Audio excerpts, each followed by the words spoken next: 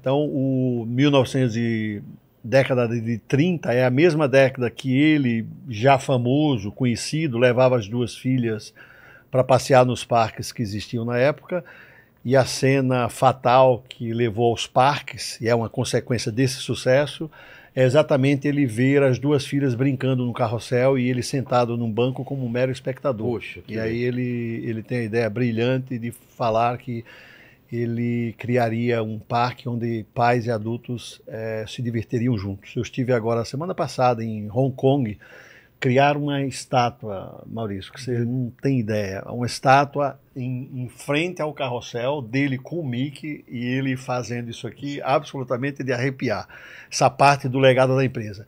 Então ele teve a ideia por causa das filhas e aquela outra ideia que eu falei para você anteriormente, né, que os parques funcionavam para ele como um filme inacabado. Então, se uma Branca de Neve terminasse, ele não tinha como dar uma cena, os parques eles poderiam transformar isso a todo dia. E por isso que a empresa está no mundo inteiro aí, com vários parques, mudando atrações, mudando storytelling, que era o que ele realmente queria. Mas Branca de Neve proporcionou essa possibilidade deles terem chegado aos parques tanto que temáticos. Se você for no estúdio, nesse que eu estava lá, né, quando eu me conheço o estúdio de Burbank, o prédio do Michael Eisner, um dos presidentes que fez o prédio é lindo, cara, e é exatamente os anões segurando o prédio. Porque exatamente. Pode procurar aí, coloca Michael Eisner Building. São os anões segurando o prédio, porque isso é sensacional. Os caras alegam o quê? Pô, quem levantou esse estúdio foram os anões, cara. Então, assim, tipo, os anões. Porque o Michael Eisner, né, dos CEOs da empresa, era o mais próximo não de conhecimento, que evidentemente ele não conheceu o Walt Disney, eu digo mais próximo de trabalho ao Walt Disney. O cara que chegou mais perto do Walt Disney foi ele, porque era um cara criativo, um cara que adorava aparecer, igual ao Disney, então ele tá sempre com os bonecos, tá sempre com os personagens, tava sempre com coisa. E quando ele chegou lá, foi a ideia dele, ele falou, não, tem que fazer aqui, eu quero um prédio maior e um prédio mais bonito, e fazendo referência total à Branca de Neve. Agora corta pra agora, não pode nem ter anão no filme não, da Branca de Neve. Por isso que eu tô dizendo que, infelizmente, eu acho que a última grande gestão da Disney, a última grande gestão foi Michael Eisner e Frank Wills. Acabou ali. Entendeu? Frank Wells. Foram a última grande gestão. Na época do Disney, era ele que... Ele era o criativo geral. Cara, é o irmão, mas o cara é ele. O irmão era mais grana e ele a parte criativa. Mas o irmão tem uma importância vital. Total. Mas de ideias também? A prova é que o Walt Disney faleceu há poucos dias, né? Fez 57 anos, 15 de dezembro. E foi o irmão que levou a cabo a construção em Orlando. Como você levaria a cabo a construção do parque se não tivesse também essas ideias? Então eu sempre falo nos meus livros e nos anos que eu dei aula na Universidade Disney que, apesar de predominantemente o Walt Disney ser criativo, não significava que ele não tivesse ideias financeiras. E vice-versa.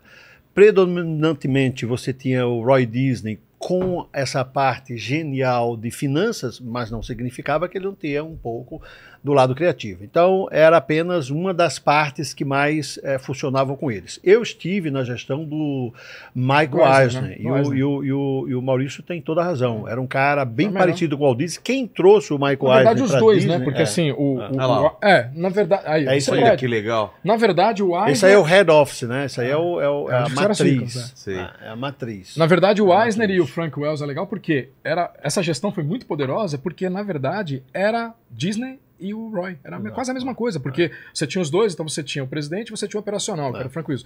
Cara, o Frank era o cara, tipo assim, o conciliador, o cara bom de conversa, o cara bacana que todo mundo gostava, já era um homem de sucesso vindo do cinema. E o Eisner, cara, era um cara muito poderoso nesse sentido, mas tinha um sério problema, ego. Então assim, e o outro era o cara que, baixa a bola, irmão, vamos resolver aqui. Tanto que quando o Frank Wells, né, ele sofreu um acidente aéreo, faleceu, e cara, foi esse cara morrer, aí vem a importância até da questão do Roy que nós estamos falando. O Frank era muito parecido, porque foi a questão dele morrer, cara, e a Disney fez assim, ó.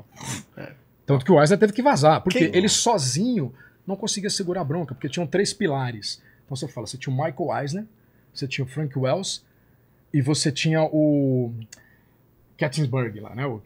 Jeffrey Katzenberg, que era o cara ferradão de produção de cinema, um cara que veio da produção de cinema. Só que esse cara tinha um ego nas alturas e o Coisa também, o Eisner também. Quem librava tudo e conseguia deixar os caras bem era o Frank. Quando o Frank morreu, velho, acabou. Tanto que assim, o Frank morreu, menos de um ano depois, cara, o Jeff vazou, saiu da empresa, porque os caras não se bicavam. E ainda tinha o Roy Disney, né? O filho do Roy que também o filho, era um ego nas alturas também. Só para vocês entenderem, na década de 80 a Disney estava para falir. Literalmente para falir, tá? Eu complemento isso que ele falou muito bem. O filho do Roy Disney, que eu conheci, Roy Disney Jr., né? Ele era um dos maiores acionistas da Disney na época. E ele não queria que a empresa do tio e do pai dele falisse. E aí os acionistas perguntaram para ele, e que ideia você tem? Ele falou, precisamos trazer de volta um criativo e um financeiro como meu pai. E aí a ideia dele foi, eu quero o Michael Eisner sendo no papel do meu tio, e o Frank Wells será o meu pai, e nós vamos revolucionar a empresa. Trouxeram esses dois e revolucionaram realmente a empresa. Detalhe importantíssimo, como eram parecidos, como o Maurício bem colocou. O ego do Walt Disney era um ego gigante. Quando o Michael Eisner vem para a empresa, o sobrinho do Walt Disney, que era o filho do Roy, o que ele fala? Ele fala, os dois vão ter poderes iguais. Provavelmente, psicologicamente falando, o pai dele era meio esquecido. Né? Então, o que ele falou? Quando ele trouxe o Michael Eisner como se fosse o Walt Disney e o Frank Wells como se fosse o pai dele, ele falou, vocês dois vão ter poderes iguais aqui. O Michael Eisner, numa reunião, levanta-se e fala assim, eu não entendi bem o que você falou.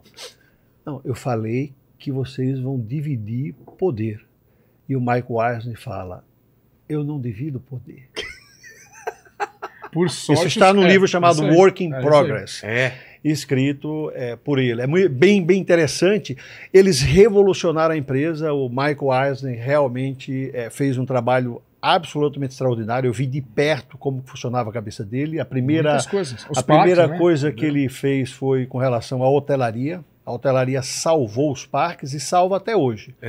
Porra, eu estive agora... do hotelaria. Não é que ela vem da hotelaria. O que acontece? Parque temático, Michael Eisner deu um nome para parques, quando ele entrou. Parques é um monstro. Monstro tem fome. Ele vai... Ele tem fome. Mais dinheiro. Ele tem fome. O custo é absurdo. Então o Michael Eisner falou, que tipo de hotéis nós temos aqui em Orlando? E os executivos disseram, só hotel de luxo. Eu falei, por que só hotel de luxo? Porque nós somos Disney. E os concorrentes? E Kissimmee? Não, tem hotéis baratos. E o Michael Eisner falou, nós precisamos ter vários tipos de hotéis, porque nós precisamos encher esses hotéis, criarmos estratégias para que esse pessoal que já está no hotel entre no parque e eu possa alimentar o monstro. O monstro é faminto. Né? Parque temático... Mas a ideia era trazer o pessoal que estava em outros hotéis para o parque? Ou quem estava no parque utilizar os hotéis da Disney? As duas coisas. Encher os hotéis da Disney. A Disney tem lá, entre hotéis da Disney e dos arredores, dos parceiros, dentro da propriedade, dentro da propriedade. A Disney tem aproximadamente 80 mil quartos de hotéis. Só pra você ter uma ideia de tamanho, cara, a Disney hoje são 80 mil 2 quartos. ilhas de Manhattan, cara. 2 ilhas de Manhattan. É o estado de São Francisco. São Francisco. Até hoje, utilizaram 33%. Cara, é gigante. Dá para crescer muito mais. É gigante. 33% aproximadamente. Tem um mapa que mostra isso, a ocupação de tudo. O que eles colocam? Eles não falam muito sobre isso, né? Porque, em geral, quando alguém fala, por exemplo, sobre valores de uma montanha-russa, as empresas não divulgam isso, né? Por exemplo, Guardians of the Galaxy custou 500 milhões de dólares. Meu Deus. Você sabe o que é isso? 500 milhões de dólares. Só para dar uma ideia para o pessoal que está nos ouvindo. Você não ganha isso em um ano, né? 500 milhões de dólares. Cara, 2 anos. Acho que talvez você economizar, não gastar em 6, 5 vidas, talvez. Nem isso, cara. Não tem como juntar esse dinheiro, velho. Cara, nem o Walt Disney ganhou isso. Só pra te dar uma ideia. O que é 500 Porque milhões de gera dólares? muita grana também. Também, né? Óbvio. Sim. E aí você tem que ter patrocinadores. Claro. A maioria dessas atrações tem empresas por trás, né? Mas só para vocês terem uma ideia do que é 500 milhões de dólares, o Flávio Augusto, quando vendeu a WhatsApp, ele vendeu por 500 milhões de dólares. Só para dar uma ideia, uma dimensão. Um brinquedo. Ou trocava por uma poderia ter montanha-russa, comprado uma montanha-russa com esse dinheiro. O cara falou, quer comprar uma montanha-russa? A Xangai, eu estive lá faz 4 dias. O parque de Xangai é o mais caro da Disney fora dos Estados Unidos. 5,5 bilhões de dólares. Foto da Disney de Xangai. 5,5 bilhões de dólares. Eu fui na da Euro Disney lá em Paris, na França. Faz tempo também, né? Foi fundada pelo Michael Eisner. 5,5 bilhões de dólares são 11 atrações dessa aí. Nossa. Então, parque temático é como a aviação. O Richard Branson uma vez perguntaram, Richard, o que a gente faz para ser milionário? Ele falou, é super fácil. Você primeiro se torna bilionário, aí você compra uma companhia aérea. Aí você vira milionário. Aí você vira milionário. Eu tô falando isso porque eu também vim da aviação. Eu trabalhei na American Airlines, na United Airlines antes de... Você sabe que é engraçado que vocês estavam falando de montanha. O Lito falou isso. Olha que bonita essa foto. Essa é de Xangai? Xangai. O maior parque. É o maior, né? O castelo é o maior do mundo, de todos eles. Absolutamente espetacular. Estava aí há 3 dias, vim direto para cá. Estou ainda com fuso horário de 14 horas. Que bacana. Absolutamente espetacular. Você vê que engraçado. E com hotéis. Sempre tem hotéis. Você estava perguntando de montanha-russa, você vê uma coisa interessante, né? Eu fiz o livro oficial do Play Center, é meu, né? A biografia do Play Center e tal. E o dono, Marcelo Gutglas, ele contava muito isso também, porque ele fala que a primeira Play Center começou num parque, né? Por isso que o nome é Play Center, porque era um tobogã, né? Era só um tobogã. O nome era Play Center, era um tobogã. E aí um cara inventou, ele trabalhava com aquelas máquinas de flipper da Taito, e um cara falou, você não quer trabalhar com montanha-russa? Como assim montanha-russa? Traz uma montanha-russa pro Brasil, cara. Não tem, isso vai dar grana. E ele arriscou e trouxe. Então eu lembro que vocês estão falando de grana, que ele trouxe, ele pagou uma fortuna. Só que era o seguinte, ele falou, eu saí de casa, era perto o parque, trânsito todo parado, sabadão, tudo parado. Eu fui andando parado, o carro, quando eu fui ver era tudo aquilo que você tá vendo para andar na montanha-russa. A galera parando os carros ali para ir na montanha-russa. Aí ele falou que ele ficava vendo de fora a montanha-russa cada vez que caía o carrinho. Então assim, o carrinho descia $1 na minha conta. Descia $2, $3. Eu falei, contando assim, cara. Então assim, vale a pena, entendeu? Então assim, é um investimento alto. Lógico que é altíssimo, né, cara? Só falando qualquer parqueiro aí, os caras sabem que é um investimento altíssimo. Mas assim, tanto vale que se você for ver hoje na própria cidade, né, se você for ver Orlando, cara... O maior gancho são as montanhas russas, entendeu? Tipo assim, vivem disso. Se você pegar o Busch Gardens, cara, é um parque de montanha-russas. É um parque que não tem atrativos igual a Universal, igual a Disney. Não, é só isso. Nenhum, é montanha-russa. Tanto que Tampa, né? Tampa. Eu que passo mal nem vou. Eu falo assim, não, isso aí eu nem vou. Eu não vou, cara. Odeio montanha-russa. Minha mulher vai, cara. Achei um parceiro pra viajar, Nossa, minha mulher vai. Meu filho vai nas que pode e eu não vou. Cara, eu fui na Tron, que inaugurou agora, eu falei assim, não é se eu vou, pra encarar. Chita, sei lá, aquela que é rápida. Tá bom demais pra mim. Agora, muito alta, começa a subir. Ó, você sabe que a gente tem um parceiro aqui também, viu? Porque também não vai, também não. Também não vai? É igual nós também, não vai não. Nessa viagem eu tive de ir, naturalmente, pra... Teve que ir, ó. É aquelas da Disney, aquelas tipo Space Mountain. Como eu falo sobre o tema, por exemplo, em Orlando, a Universal Studios, cara, Velocicoaster é uma brincadeira. Você foi? Eu fui. Claudemir, eu fui quero foto. Eu fui. Mas é assim, os caras, os parques deles na Ásia também. Nossa. Cara, não é? A descida? Cara, você tá louco, velho. 112 quilômetros na saída. Eu olhei, eu passei mal. Falei, não, cara, a minha sobrinha, que é a minha diretora, Juliana, sempre que eu viajo, ela... Pô, vamos ter uns clientes a semana que vem aqui em Orlando fazendo imersão. Como é que você vai falar com a autoridade sobre então? Eu falo, então vamos. Não, cara, é o high-tech dos caras. A Disney é muito mais high-touch, alta conexão emocional. E a Universal ataca no que nós chamamos de high-tech. E vi isso em Singapura, em Osaka e Pequim, onde a Universal também tem parques. E é impressionante como no DNA deles... essa é uma parte forte. E, naturalmente, a Disney tem mais esse lado dos dois. Você pega, por exemplo, Guardians of the Galaxy, essa de $500 milhões, é uma puta atração. Já foi nela? Eu fui só olhei na frente. Falei, e essa dá pra você ir, tranquilo. Não vai. Dá pra você ir. Todo mundo tá falando. Espetáculo, né? Rise of the Resistance do Disney Hollywood Studios, Star Wars. Aquilo é absurdo. Eu peguei uma fila absurda pra nisso, mas valeu a pena demais. Altíssima tecnologia. A experiência, né? Olha, eu gosto da dos 7 anões. Essa aí eu vou de boa. Essa eu gosto, mas se eu vou 2 vezes também já fico... Já passa mal. E a do cachorrinho lá do Toy Story. É legal. Essa é boa. Nossa, meu filho foi como eu sou macho, essa eu vou. Essa é boa. Agora. Essa é boa. Piratas do Caribe em Xangai. Bate todas Piratas do Caribe dos parques da Disney. Piratas do Caribe em Xangai. Se você perguntar hoje, Claudio, vale a pena ir para Xangai? Eu falo assim, pega um avião, vai até Xangai só para ver Piratas do Caribe e volta e me fala se valeu a pena. Sim, porque o que acontece? Não é que a original não seja interessante, é que melhoria contínua, e a melhoria contínua é para isso, era o que o Disney queria, entendeu? Você melhorar cada vez mais do que você já tem.